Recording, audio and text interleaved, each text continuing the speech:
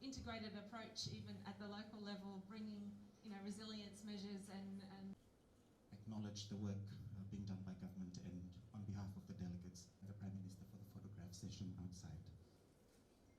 May we also...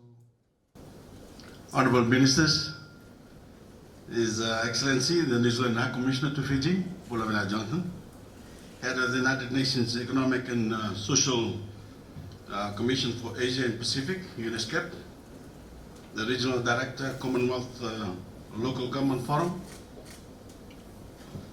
Regional Director, Asia Pacific Regional, UN Habitat. Ladies and gentlemen, Bulawanak, and a very good morning to you all. Ladies and gentlemen, Your Excellency, it is my pleasure to welcome you all to Fiji. For decades in our country, entire communities have languished on the fringes of our urban development in what we call informal settlements. These settlements are home to squatters who do not own the land on which they reside. For these families, security is tenuous and life difficult. The lack of tenure has left them shackled by uncertainty and isolated from mainstream development. And planning for the future is all but impossible. And like many other Pacific countries, these informal settlements, plagued by underinvestment, are the least equipped to deal with worsening climate impacts. In Fiji today, we are righting that historic injustice by handing over 99-year leases to squatter families on land they've called home for decades. I've officiated several of these title handovers. I've met personally with many of these families. I've seen the tears of joy. I've heard firsthand how their lives have been changed for the better. But I guess what has stayed with me most vividly is hearing the dreams these families now aspire to achieve after finally being granted a level of ownership over their communities. Empowered by the dignity of long-term tenure, these families see the world through a new look lens. When parents look to their children, they can think more seriously about the communities that they will leave behind, as they can now build to better standards that will last for generations. With land as collateral, they can fully step into our financial sector, access loans from mainstream banks, and build better, stronger, and more resilient homes, business, and communal buildings. Oftentimes, these communities understand their own adaptation needs better than anyone else can. And when they're able to think 99 years into the future, they can plan better, and they can plan better, and they can build better. And when climate impacts bear down on our country, the adaptation investments that I'm making today will spare us future sufferings and literally save lives. The stories of these Fijian families are top of mind for me this morning, because I believe they get to the heart of our mission at this 5th Pacific Urban Forum as we discuss the critical issues of urban resilience and climate change. In our countries, as I speak, we are seeing some of the most rapid rates of urbanization on the planet. Families are moving to cities looking for work or to further their education. Sometimes they're escaping climate impacts, and other times simply seeking the conveniences of city living. Regardless of the reason, it's on us to ensure that when our people make that move, they find towns and cities that are capable of supporting their well-being. And the impact of our actions, the boldness of our decisions, and the strength of our cooperation at this forum and beyond will determine whether those urban centers emerge as engines of sustainable development or bastions of inequality and climate vulnerability. This isn't a Pacific issue alone. These are challenges being felt worldwide, and we cannot afford to limit our responses within our individual nations or to this region. In May of this year, I made the journey to Nairobi, Kenya, where I officiated at the opening of the first ever UN Habitat Assembly. While in Kenya, I again sounded the alarm on the climate crisis that is consuming the planet. A crisis to which we gave our collective recognition at the Climate Action Pacific Partnership event in Suva earlier this year. Urban regions in developed countries have historically been the most damaging sources of harmful carbon emissions that cause climate change. But for the sake of humanity, that narrative must change. In Nairobi, I called not only for greater resilience in urban areas, but for decisive cuts in carbon emissions to prevent the present climate crisis from spiraling into unchecked chaos. I didn't go to Kenya to portray Pacific people as victims. I did so to assert that our interests are the interests of every person on earth. The waves lapping at the doorsteps of homes in Port Vila are the same waves that threaten to swallow communities from the beaches of Miami, Florida, to the coastlines of Bangladesh. Whether they are called cyclones, hurricanes, or typhoons, these ferocious superstorms besiege growth and prosperity on a global scale. And farmers in Africa, in Southeast Asia, the Mediterranean, and here on Viti Levu are seeing their livelihoods wrecked by prolonged droughts, devastating flooding, and volatile and unpredictable weather patterns. And for every nation, the sobering truth remains that in our urban areas, those who are most disadvantaged are those who are most vulnerable. And we're seeing through the regularization of our informal settlements in Fiji, ownership, dignity, and community engagement are among the most effective tools we will in building climate resilience in urban and rural areas alike. I mentioned rural areas as well because rural regions must be considered as part of a more holistic approach to national development.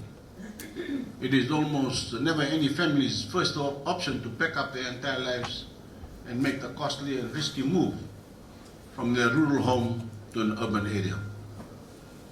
In Fiji, that is why we bring the security and conveniences of city life directly to our rural areas, extending services, high-quality infrastructure, and opportunity to those communities that allow their residents to lead safe and fulfilling lives where they already live and where they generally prefer to remain.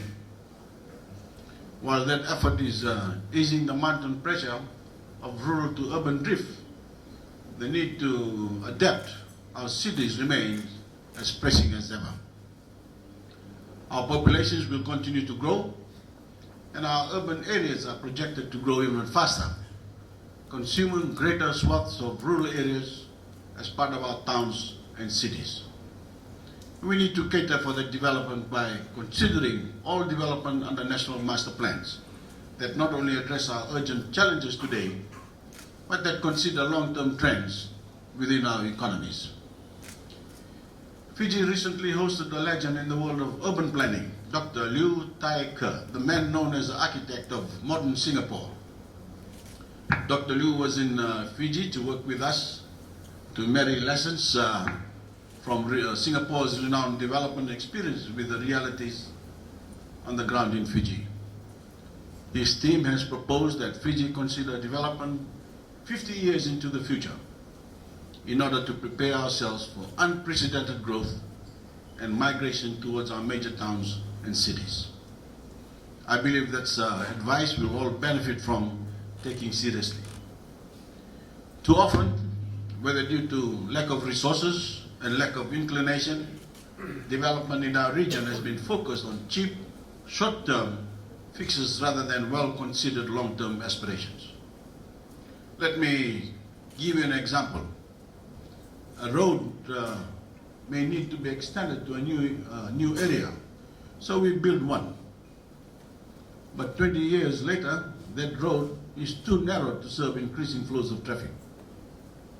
when we go to expand the road, unfortunately, we also need to remove and replace the water and wastewater pipes that were practically built directly adjacent or even underneath the road itself.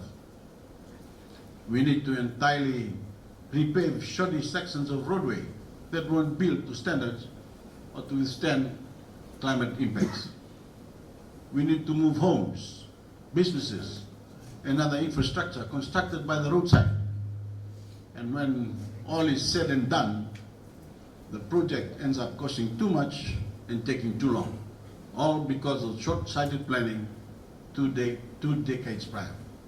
Now we're thinking differently, prioritizing future growth and development from the start of every development project. Our 5-year and 20-year national development plans have set out comprehensive blueprints for our national development, with specific benchmarks to measure progress and regular reviews to keep our eyes set on updated long-term aspirations. Climate adaptation is ingrained throughout every aspect of the NDP, and we also undertaken a comprehensive climate vulnerability assessment across our economy that has placed the US $4.5 billion value on the resources, technology and expertise we need to adapt the Fijian economy over the 10 years. And ladies and gentlemen, there's no small cost. But we recognize that bearing such expenditures today will spare future generations from paying to fix our mistakes. Guided by the strategic documents, along with the mandate of the Fijian Constitution, we've put forward innovative programs to increase home ownership among Fijian families, create more opportunities for affordable housing, and build economic ecosystems on foundations of reliable and resilient infrastructure and services, with amenities such as markets, food stalls, and schools, creating environments that improve urban well-being and work to implement the 17 SDGs. In implementing those goals and delivering on the 2030 agenda, there is a great deal we can learn from the experiences of other nations. But still, we must recognize that we in the Pacific are not the rest of the world. We face unique challenges owed to our geography, our history, and our systems of land ownership and tenure. Overcoming those challenges require we actually listen to our citizens who are living in our urban areas, or who are faced with a prospect from moving from their rural communities. And we must put forward policy that is tailor-made to the realities they live out every day, but adopting international best practices and standards. That does not only apply to government, it applies to development organizations, to NGOs, and any and everyone else working in this space. Ladies and gentlemen, Your Excellency, in 3 months' time, when we gather in New York at the SDC Summit during the 74th General Assembly of the United Nations, we will review progress towards the 2030 Agenda for Sustainable Development for the first time since its introduction in 2015. As Pacific Island countries, we must come prepared to be more than passionate advocates for sustainability. We must be shining examples of sustainable practices and resilient developments. We must live out the expectations we're demanding on the rest of the world.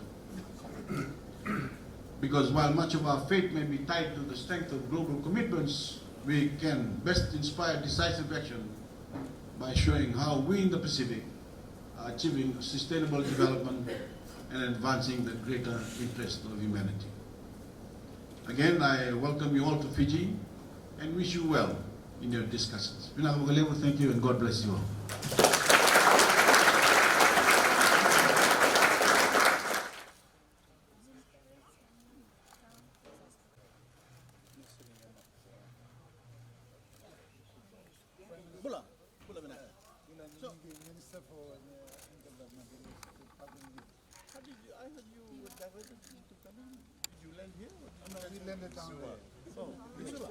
No, the F100. F100. F100. Yeah. We're given a smaller plane.